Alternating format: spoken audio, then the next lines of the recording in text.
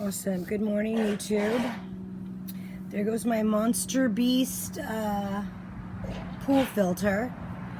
So I wanted to do a personal video vlog of 1 week post-surgery because I had infusion therapy last week. And so obviously, you know, it doesn't sound like surgery, but anytime venipuncture is performed on a person, it is a surgical procedure. I repeat, anytime a person performs venipuncture on another person, it is a surgical procedure.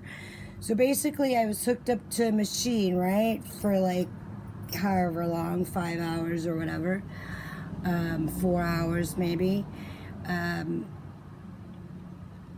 So this is 7 days post infusion therapy. My arms and legs are sore, but I did yoga yesterday, so the yoga could be, you know, why I have sore muscles. All of my muscles are sore, right? Everything is sore. I can liken it to, this is for women only. I can liken the pain that I'm feeling, right, to menstrual cramps, right? Your whole body's hurting. Everything hurts. It's not severe on a scale of maybe 1 to 10. I would have to say it's not even a 2. It's there, but it's not protruding, and it's not causing me to, you know, halt my activities of daily living. But I can definitely feel that there is weakness. Like I said, I did yoga yesterday, so I did one sequence of 4 minutes and 21 seconds. And the sequence consisted of a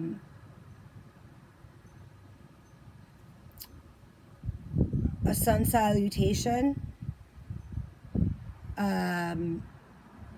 forward fold, plank, into downward dog, and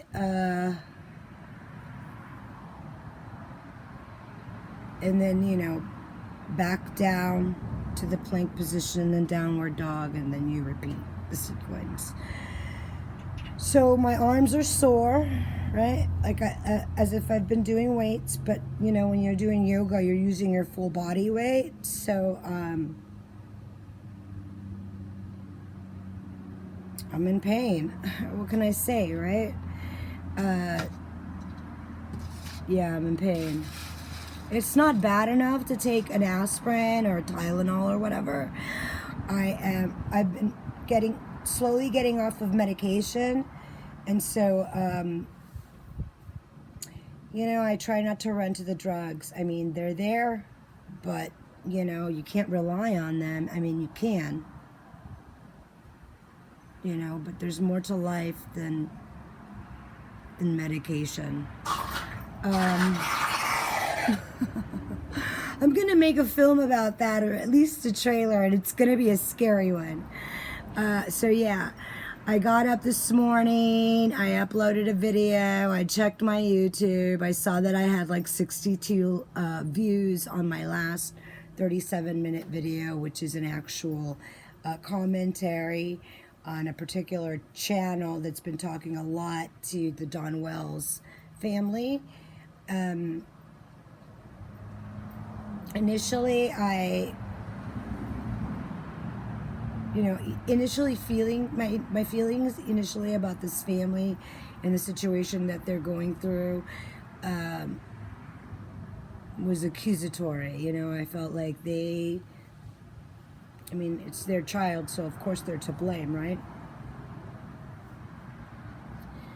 But then I said to myself, after about a month and a half, right? Wow, these people are really going through it. And so let me check this out. Let me see if I can't be objective. And let me see if I can't, like, help people out. And seeing that what we are witnessing is an actual trauma, okay? And so, the Bible says we don't suffer alone. You don't suffer alone. When someone suffers, everybody suffers. It says that. So that's a 2,000-year-old book. Who am I to sit around here in today's day and age and doubt that book, right? It's a blueprint for humankind. Okay, so that's the end of that. Let's talk about my teeth. In my last video, oh my God, it was so embarrassing, but I decided to keep it in there because I wanted to talk about it later, like right now. Okay, so I have teeth, right? Right? And, okay, so if you go and you watch my last video, it's hysterical because there's a part where I'm talking, and it's the one with the orange bathing suit, the orange triangle top. And I go to speak, and like there's a flutter in my mouth. Okay, so I'll tell you what that is. So when I first got my teeth, right, because I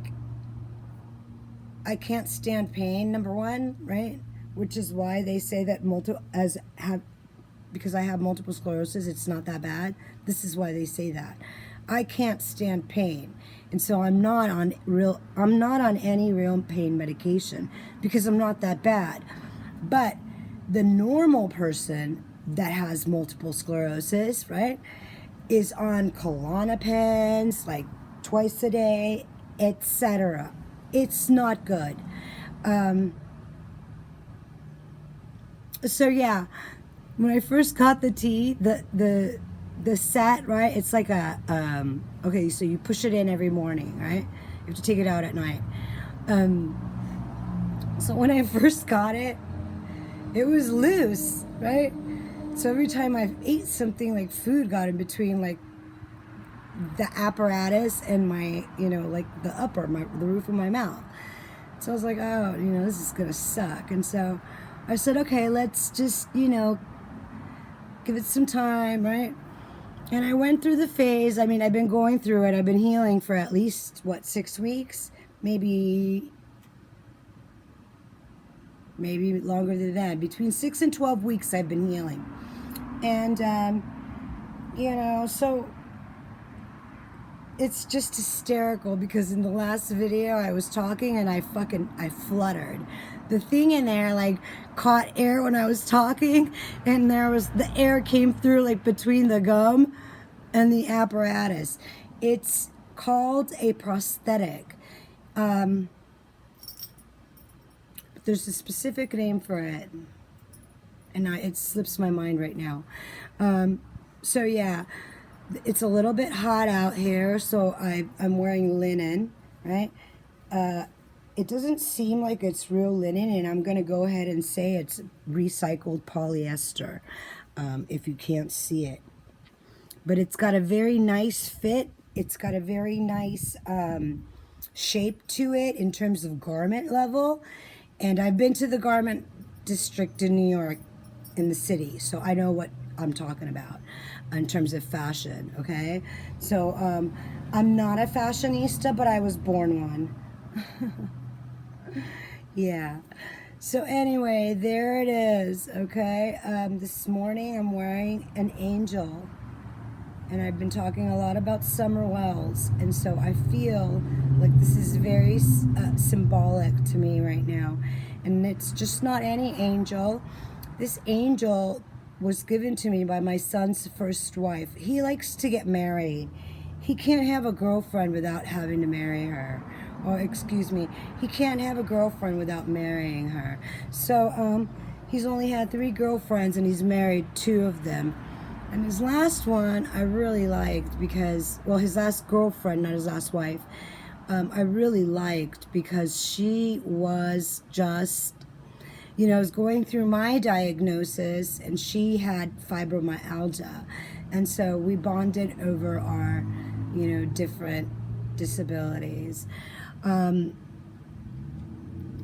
You know, having a disability is not the end of the world. You know, I can see where, you know, if people have a disability and they self-medicate, you know, their teeth are going to go out a lot faster, you know.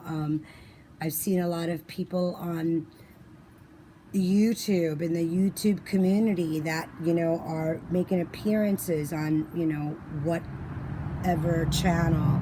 And, you know, it humbles me that I am so vain, right? That I had not stopped to think about the financials of some people. And so that was very humbling to learn. You know, my family is a hard-working Mexican-American family, meaning we go back and forth for generations. There's a lot of conflict there. It's quite hot out here, sorry. There's a lot of conflict within the families, meaning there's a lot of familial alienation, which is the reason why I have a YouTube. I don't have family, right? I don't know people. I don't have friends, right? As a Mexican-American living in Southern California my entire life, and my grandmother being born and raised here and died here in 1956, I can tell you that, you know, Mexican Americans don't always feel welcomed. And so that's another reason why I joined the YouTube community, because I'm lonely. I don't go out because I don't have trust. Let me tell you why. I don't trust not even my neighbors, okay? And there's a very good reason for it. So my mother, when I was a very small kid, age 5, maybe younger, I was probably 3 or 4. And I only know this, right? Because she came back for me. And when she came back, time had gone by, okay? So I know a thing or two about being abandoned, being left, right? Defend for myself, right? Before I could even freaking see over a stove, okay? This is my first memory. I'm fucking starving, and there's no food in the fridge but a tortilla, a thing of butter, right? A container of butter that's almost empty, and fucking mayonnaise. So when you talk to me about neglect and shitty parents, I fucking love my mom, but I will never forget what she did to me, okay? So do with that what you will. But at the end of the day, I had infusion therapy last week. Today's the 7th day anniversary post-surgery. And I'm still trying to live my life as best as I can. Because that's what I am, a survivor. This is what it looks like, right? To be a survivor. This is who I am. Okay? So, it's rough, to say the least. I have a lot of dogs, 7 to be exact, and I love them. I wouldn't change a thing, you know? So, it's hard sometimes to manage your disability. I understand. It's hard, you know, realizing that maybe Candace's mother has MS. Maybe she was one of those people on opiates. Like I said, I'm not, you know, I'm not on Klonopins. I'm not on heavy medication. I just go to infusion once a year. I mean, you know, you can call me crazy. You can call me anything you want. I really don't care. You know why? Because the shit I've been through, yeah, you're not going to make a difference in my life. So, you know, keeping up is keeping up. right? You got to keep up. There's a case here in Pasadena, California, where this chick that I knew and went to work with for years,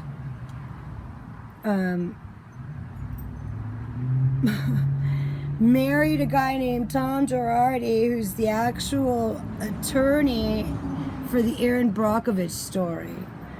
Oh God, it doesn't get any better. Yeah. I used to be a nurse for an old lady, actually two 87-year-old ladies. They were both on either end of the spectrum. One was the chair at the local law college, and the other one was just filthy rich and a drunk. May God, give her peace and rest in heaven. That was Goldie. And Goldie was my favorite. She would say, my mother owned a boarding house in Pittsburgh. And then I would say, oh, that's really cool, What was Pittsburgh like? And so she would say, California. And I would think, maybe she's having an episode of memory, right? She's like not thinking straight. Maybe she is being forgetful, right? Her memory is failing. So I left it at that. Finally, we continue talking, and she doesn't watch TV anymore at the time because it was like 2010, 2011. And because she can't keep up, like her mind can't stay straight on that one sentence that goes into the next one, right? And so it would confuse her, and it would also piss her off, and so she didn't like that. And she would,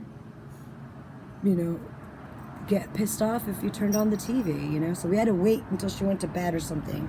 There was another guy that worked there who was a caretaker. He and I became really good friends. It turned out he was just the neighbor guy. He heard her screaming one day, and she was yelling help. And so he, stood over the wall and looked over it and saw that she was in her wheelchair, and she was trying to get down from the threshold of the door from inside to outside because she wanted to go outside, and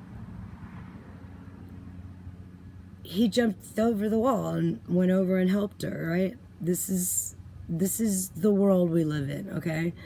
And so he became her caretaker for till the end of her life. I was at first just the girl who came in once a week, right? Because her insurance only paid for 4 hours a week. Then we found that she had, I don't want to say Screen Actors Guild insurance, but she had the type of insurance that was like from the movies, right? And so she, I forget the company, because I used to see them a lot in the want ads when I was looking for work post-graduation. So yeah, that's how I met Goldie. And when she was talking about California, she was talking about California, Pennsylvania. So one day I looked up California, Pennsylvania, because I wanted to know everything about Goldie and where she came from and what it was like, growing up, being born like in the early, 19th century. And even her son told me he didn't know how old she was. That her parents, sisters, and she only had four. She had 5 sisters, 4 or 5 sisters, and she was the last one, And so we knew her as born 1924, but there was no, believe it or not, people didn't start taking records for birthing.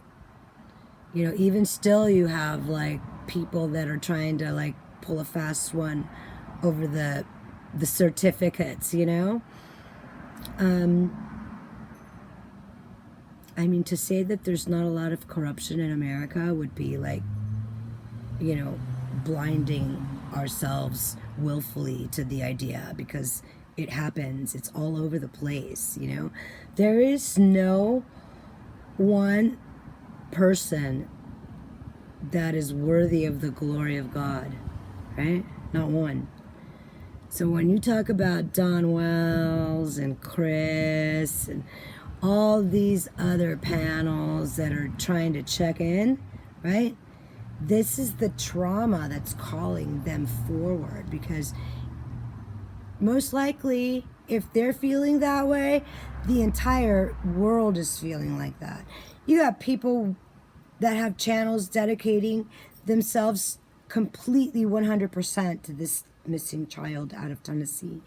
And to say that she's the missing child, the only missing child out of Tennessee, that would be just like throwing a wrench in it, you know. She's not the only child, and I'm not saying that, you know,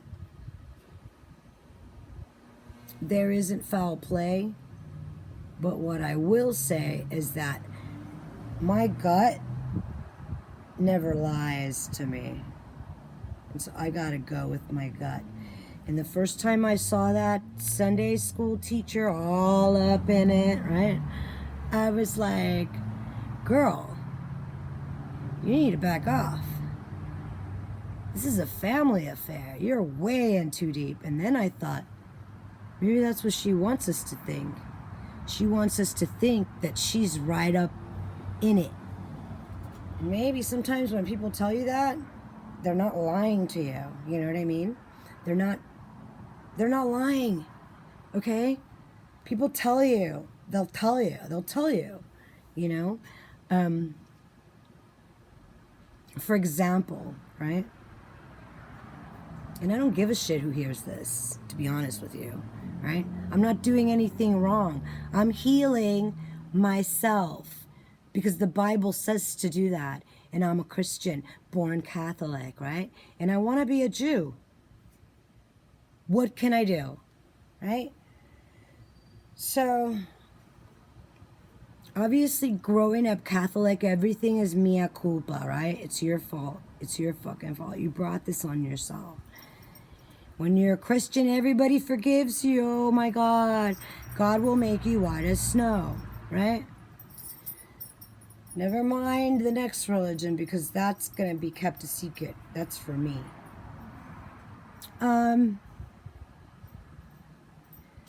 You know, in 2013, I started this journey of infusion where I went once a month for a year, then once every 6 months for a year, and now I go every year, right?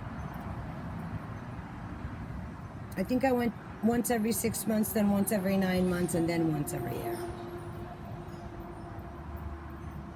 And I can tell you that when you screw with a kid's life as a child growing up, what you're doing to the neurotransmitters in there, right? The ones that connect dot to dot, you're basically like, I can only imagine it being described like this. You're stretching the kid's senses all the way out, and then they're snapping back, okay? So now you've created a tear, right? This is a thing, right? So now the next time that kid goes through the trauma, right, the neurotransmitters have already been set, right? So now the kid, instead of that kid being able to ward off and fend off danger, it's like you broke it. You fucking broke it, right? So now that kid's gonna grow up and all his nerves are frayed, right? Now he's got like reality versus, right, what's not reality. Now he's got like that, there's a line there and it's blurry. He can't figure out which way is the right way, right? So when you have to question whether it's right or wrong, that's not good, okay? That means that you've been conditioned along the way to think a certain way, right? And so in the end, this is the problem. You've got to undo the mess that these people have, laid upon you. And this is my issue. This is my case. This is my personal life story, if you will. And I don't care if you believe me. Because if there's one thing I know, my doctors who are neurologists and went to school for years and years and years and got graduated from these places to go off and, earn a living of $400,000 a year are learning from me. So I'm going to put it out there, right? And go ahead and dust your shoulders off. I'm not here for you. I'm here to tell you what they did. I don't care if you believe me. It doesn't matter. Is it right or is it wrong? Okay? That's the question. Do you have a moral obligation or not? What are we talking about here? Right? So the more you continue to see these videos portraying the family of a child that's gone missing in an area that's, polluted with undesirable people that nobody wants to even be around, right? Yeah, now you gotta step away. Yeah, put the box down. Step away from the box. Right? Yeah. Get away.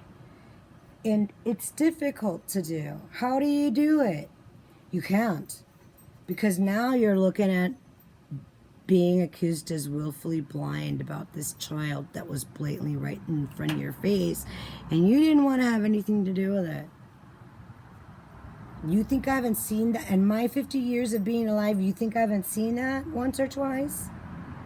You think I wasn't so fucking shocked out of my fucking brain that I had literally become paralyzed and couldn't even fucking say anything?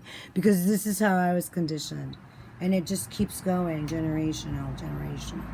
I recently saw my brother, and the motherfucker, I was so pissed off. He said to me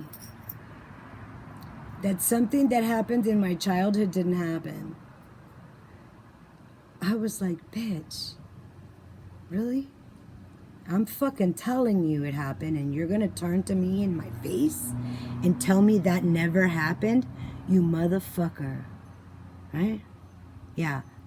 I'm 50 years old. I am too old for this shit. Okay? So, yeah, they broke my ass. They broke me. I was a wild fucking girl. Like Summer. Except I grew up. But they broke me.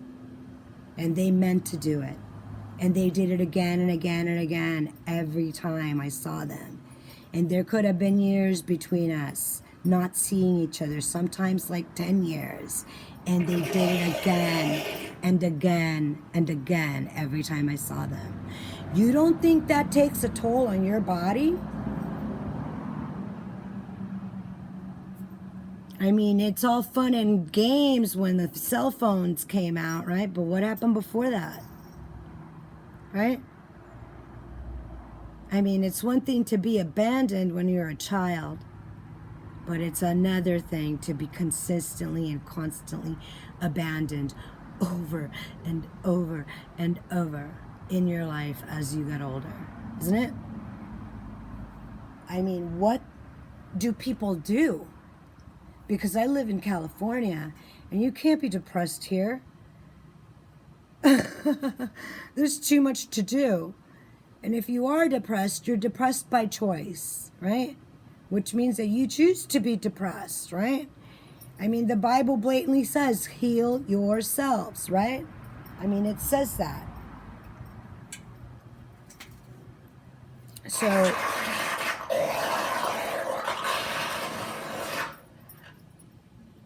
So at the end of the day,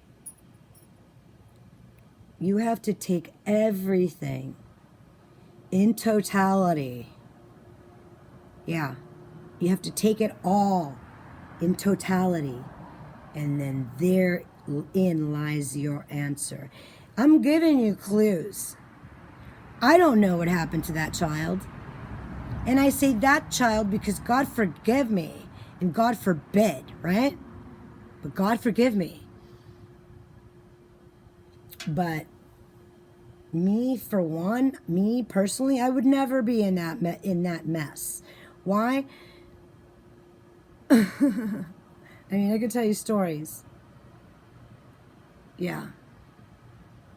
And I'm happy to oblige. I'm happy to, express my life and my, personal experiences, because I know they count for something. I mean, I've got diplomas in there. I'm not a stupid person, right? People think, oh my God, what is she saying? I'm saying what everybody's thinking, and what they don't have the balls to pull out. They don't have the wherewithal to be honest, and so they're going to, just fabricate constant misinformation, right?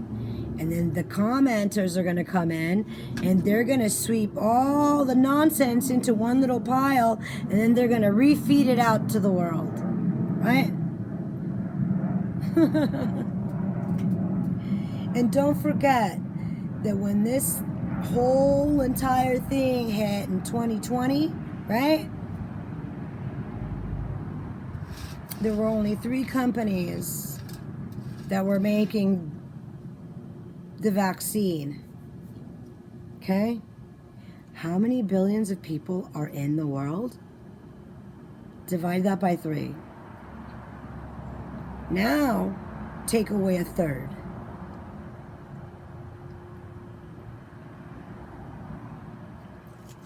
Because the Bible says that 1/3 of mankind will die.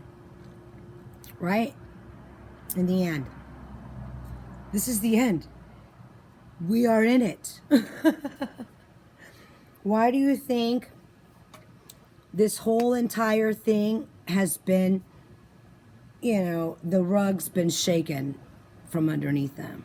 Why do you think the whole entire state of Tennessee is, spotlight on them right now? Right? Why is that? Right? I mean, I grew up. Thank God, But this whole passing kids from adult to adult to adult to adult, that happens. That's a very real thing. Someone said someone shaved the head of the child because they wanted to pass her off as a boy. I've heard of that. Yeah. Someone said they wanted to, they dressed the child up in a warm-up suit because she was going to be out late and they didn't want her to be cold. They do that too, right? Someone said, or Jeannie said, that she used to try to put on different pairs of pants or underwear, or just, so that, when she was being, like, bothered by certain individuals, that it would make it more harder, right? For them to, like, remove. I mean, I've heard of that, okay? When I was in college, I worked for a company, and I met this bunch of people there from a local college, right? All the girls were from Northridge College, because I live right here. I live in a college town. That's why you hear so many, like, racers going by the boulevard all the time.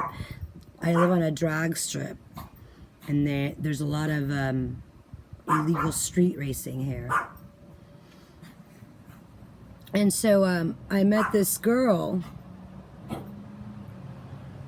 and she was so open about what she was going through. She was going to school to become an astrologer, but she later became like a criminologist,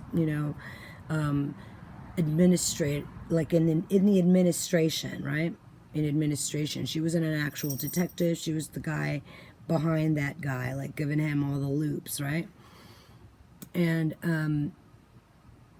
she told me just some wicked stories, you know, that from the age of 6 to the age of 11, like every single night her mother would take her pills, her father would feed them to her, he was a stepdad, and then he would come into her room. And then she said that it was weird because he had 2 daughters and he would do the same to them. And I didn't have a father, so I never had to think about things like that, right? And it always struck me as really odd that that would be the case, right? But I learned very early that there's a lot of malice in the world, and people are awful. And sometimes they're your parents. Sometimes they're your own parents, and they're awful. And there's nothing that you can do. All you can do is keep moving forward, because these people will, if you let it, it will kill you, and you don't want that. You want to be that survivor that made it through with flying colors, you know. I should be living, literally statistic-wise, in the projects with like 10 different children and 8 different baby daddies. And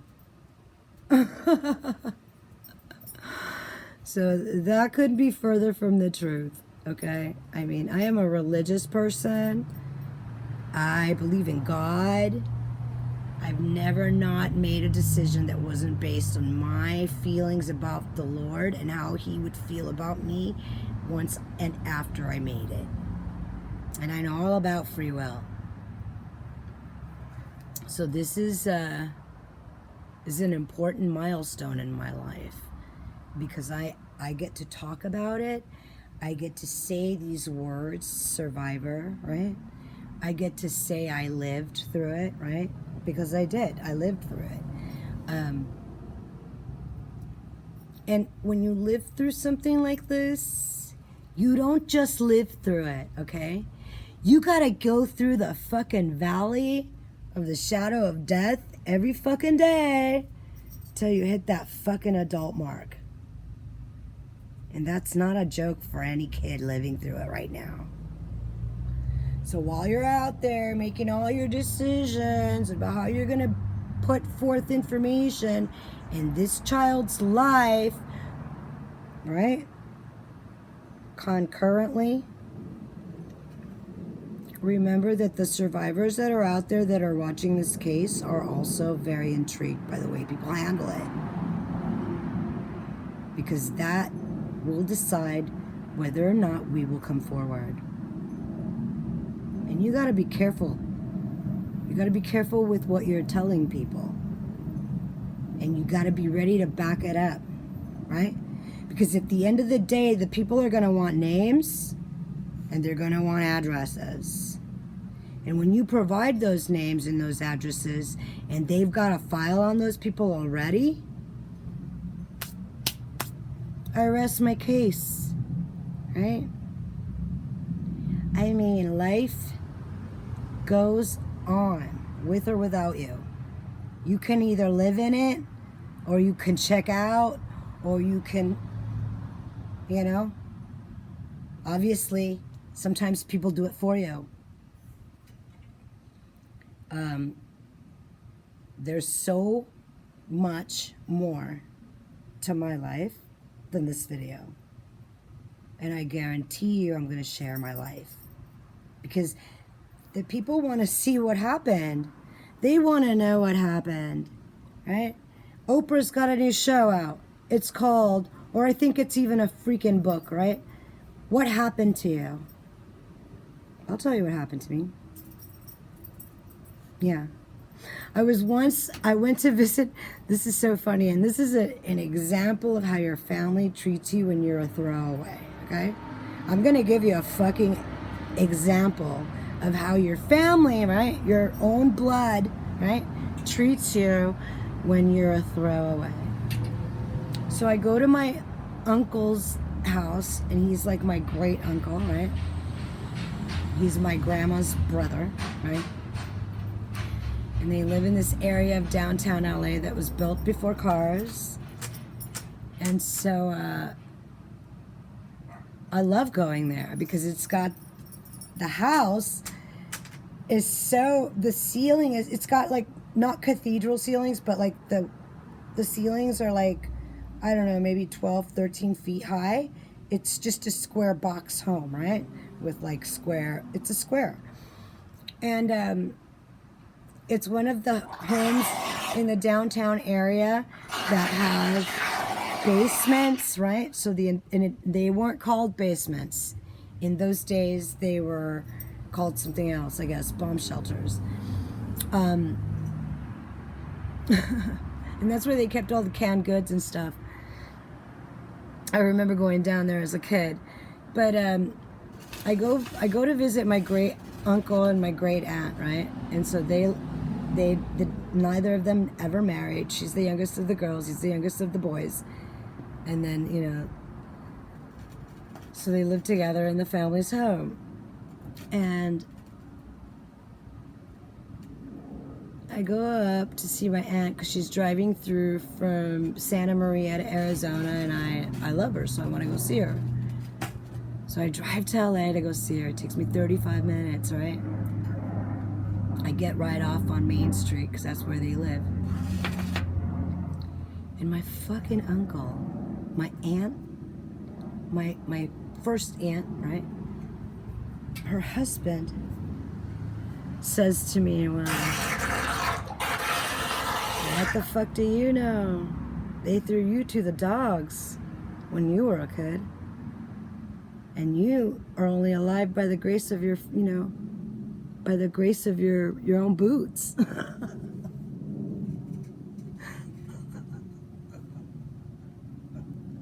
I thought to myself, oh my fucking God, this is my family. These are the motherfuckers that I gotta fucking see every year, right? So, long story short, you know, sometimes family sucks. Sometimes family is the fucking pit of your agony, right? The worst thing that could have ever happened to you, and yet here you are, alive and well, right? Married, with dogs, son full grown. I mean, fuck, what can I tell you? That it doesn't hurt? It fucking hurts, right?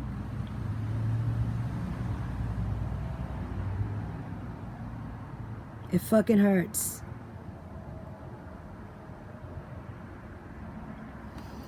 Anyways, that's my blog for 1 week post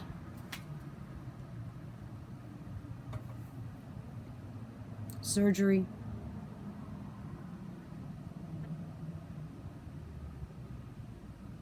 And this is me coping. I hope I gave you some insight on why I started my channel, why I talk about the case at hand, my thoughts, my feelings, and my prayers.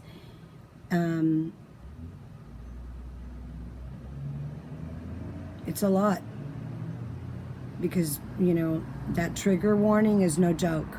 Everywhere you go, you gotta like, that third eye has to be open so that you can be aware that, like, you know, at any given second, you could be like, you know, old wounds, man, ripped open, you know? So continue to look after yourself, your well-being. There's so many things that you could do to self-help yourself. You don't need to rely on, you know, having to seek medical attention, you know, through an office if you don't have, well, you should always seek medical attention. You should most definitely have insurance to be able to go out and seek a doctor if you need to talk to psychiatrists or psychologists or just a counselor, right? But most definitely don't sit in your misery because that will just add to the problem, right? Don't ignore your teeth because they'll fall out eventually, and then, you know, it's going to cost you 30 grand regardless. So you need to start saving, okay? Because it's going to happen. If you're going to be old, you're not going to have teeth. So you need to buy them. So whatever it is that you need to do to go out there and get your teeth, go do it. And I mean, I wouldn't put it past myself, if I were in a severe case, to actually seek out a doctor pro bono, because they do it. And you might have to fly to New York, you know. There's a lot of good people in this world. You just got to go out there and find them, you know. And you got to open your mouth. I mean, I know that's saying a lot considering the Don Wells situation, but at least the man's not hushed, and, you know, you can't pry his lips open. At least that we're not dealing with that, you know. God have this woman in his grace, because she's obviously going through a lot, and who am I to, you know, bash and trash Candace? I mean, my mother had it rough, you know. So her mother died when she was 10. I mean, when you're talking about generational, just straight up dysfunction, you know, you have to take everything into account. Everything. This is a lot for anybody to handle. Can you imagine, you know, the authorities in the midst of it? I can't imagine being them. I couldn't do it. I went to school to become a nurse, and at the end I couldn't do it because I couldn't hold a straight face when the mother came in with an 11-year-old dog, right? Preñada. No. I was like, I couldn't fucking hold it together.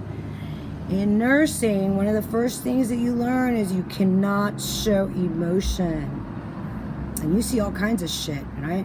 The husband that brought in the fucking girlfriend 6 months pregnant, and she's got chlamydia, right? Like, he gave it to her.